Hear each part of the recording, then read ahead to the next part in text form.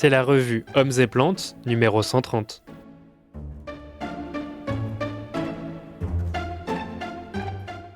Oui, bonjour. C'est Françoise Lenoble-Prédine, créatrice de cette revue Hommes et Plantes et qui, par ailleurs, avait créé l'association du Conservatoire des collections végétales spécialisées.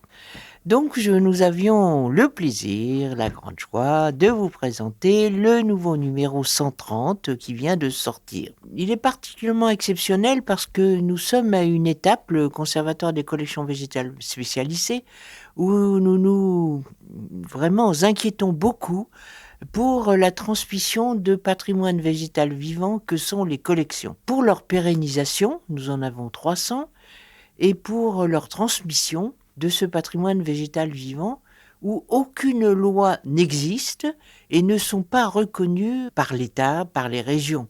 Donc nous sommes appuyés sur le récent colloque du mois d'octobre sur le droit des plantes. Et dans ce lasagne, on va dire, de tous les droits impliqués par la reconnaissance des plantes et le droit d'exister, ce dont les hommes ont fort besoin, nous avions besoin de voir vers où se diriger pour créer des jurisprudences ou pour tout simplement faire adopter des lois. Ainsi, ce grand article dans le numéro 130 de Hommes et Plantes sur le droit des plantes, ainsi que le colloque d'ailleurs qui a eu lieu à Nancy au mois d'octobre, marqueront les années à venir et surtout ce qui doit orienter notre regard nouveau sur les plantes. Adoptons la plante attitude, c'est bien ce que veut faire Hommes et Plantes dans ce numéro 130 et tous les numéros précédents. En particulier dans ce numéro 130, nous allons explorer différents sites qui nous permettent de montrer la diversité entre les hommes et les plantes. En particulier, le premier site de Jean-Pierre Morby, la ferme d'Ornay, qui va vous parler des Calycanthus et qui est vraiment une ferme qui est gérée avec toutes les problématiques de développement durable.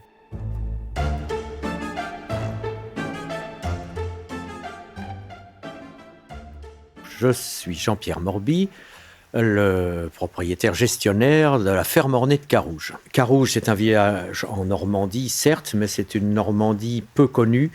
Colline, 300-400 mètres d'altitude, donc il fait froid, frais en été et plutôt froid en hiver. Il pleut beaucoup et la terre est très très très acide, donc c'est très important pour un jardin. En ce qui concerne la collection de Calycanthus, c'est une collection qu'on a commencée il y a une vingtaine d'années environ. Les Calycanthus sont des arbustes qui viennent pour la plus grande partie d'Amérique du Nord et il y a une espèce chinoise. Alors j'ai essayé de découper l'article en plusieurs sections, une partie plus botanique qui me permet de présenter aussi donc la famille des Calycanthacées. Dans cette famille, à part les Calycanthus, il y a un autre genre qui s'appelle Chimonanthus et une plante de ce genre est connue dans les jardins, en France et un peu partout, parce que c'est une plante qui fleurit très tôt dans l'année, en janvier ou février, avec des fleurs très parfumées. Et donc, il y a des succès pour cette raison-là. Les Calycanthus, notamment les nouveaux hybrides, sont très intéressants parce que les fleurs ont des parfums étranges. Ceux qui ont des fleurs rouges foncées, par un heureux hasard, ont la couleur du pinard et le parfum du pinard. Et il y en a d'autres qui ont des fleurs blanches et qui, eux, ont plus des goûts de fruits exotiques, fruits mûrs ou melons, bananes, des parfums assez particuliers. Donc c'est sans doute le point le plus saillant et le plus important de toute la famille des Calycanthus, c'est le parfum. Et l'autre qualité de ces plantes, ce qui me fait les apprécier, c'est que ce sont des plantes très généreuses, notamment les derniers hybrides, puisque ce sont des fleurs qui peuvent fleurir pendant 2 mois et demi, presque 3 mois d'affilée sur le même arbuste, avec des fleurs assez spectaculaires. Et donc, c'est un atout pour le jardin parce que c'est généreux et de plus, ce sont des plantes qui sont faciles à cultiver. Grâce à cette revue, on peut espérer toucher quand même des jardiniers, et quel que soit leur niveau en botanique, c'est pas très important. Ce qui compte, c'est d'avoir un jardin et de planter le plus possible de plantes.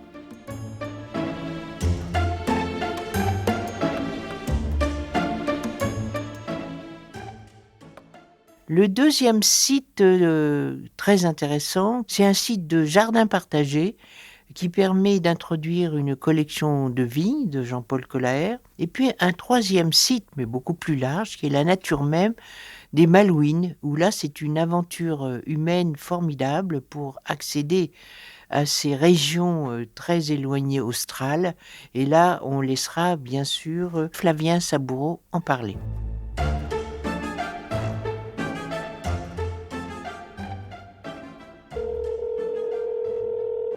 Alors, je m'appelle Flavien Saboureau, j'ai 26 ans et je suis originaire du Poitou. Et donc, je suis un botaniste qui est passionné par la flore des îles subantarctiques. Cet article dans le numéro 130, il fait suite à un article dans le numéro 129, parce que cet article est divisé en deux parties. C'est sur la flore des îles Malouines. C'est un archipel de plus de 700 îles qui est à 400 km de l'Argentine. Et donc ça, c'est un archipel qui me faisait rêver depuis un moment parce que c'est assez difficilement accessible et puis on y trouve une faune incroyable avec beaucoup d'espèces de manchots, d'albatros, etc. et une flore très méconnue. Donc c'était l'occasion de faire connaître aux gens cette flore-là qui est pas très riche mais quand même avec plus de 180 espèces pour une île subantarctique, c'est pas rien. J'ai pris un vol militaire en Angleterre et donc je suis arrivé au Malouines avec simplement mon sac à dos. Ensuite, j'ai pu, dès que j'étais sur le terrain, partir sur plusieurs jours de marche avec mon sac à dos. Alors, bien sûr, avant ça, il faut l'annoncer aux gens qui habitent le village à côté s'il y a un problème. Aussi ma balise de détresse si jamais il y avait un souci, parce que il m'est arrivé de faire plusieurs jours de randonnée sans croiser personne. En particulier dans le dernier numéro, on voit les montagnes d'Hillcove Mountain. Et dans ces montagnes-là, il y a vraiment personne qui y va. Et donc, voilà, c'est parti avec la balise de détresse, la tente, le manger pour plusieurs jours. Et puis après, on est tranquille. Et donc, je faisais, entre guillemets, des relevés. Alors même si c'est pas du relevé très scientifique, hein. Je mettais mes données sur l'appli Naturalist, voilà, pour que ça puisse servir au plus grand nombre. Donc voilà, c'était aider à ça. Et puis après, prendre des photos et essayer de comparer avec des plantes que j'avais vues ailleurs, voir si on a exactement les mêmes espèces. Eh bien, la revue Hommes et Plantes, ce que j'aime bien, c'est ces papiers, et donc on peut avoir sous la main toutes ces photos que j'aime bien mettre en avant, et puis la mise en page est très intéressante à chaque fois que j'ai eu un article à faire dans cette revue, c'était toujours nickel. J'invite tout le monde à s'abonner à cette revue papier.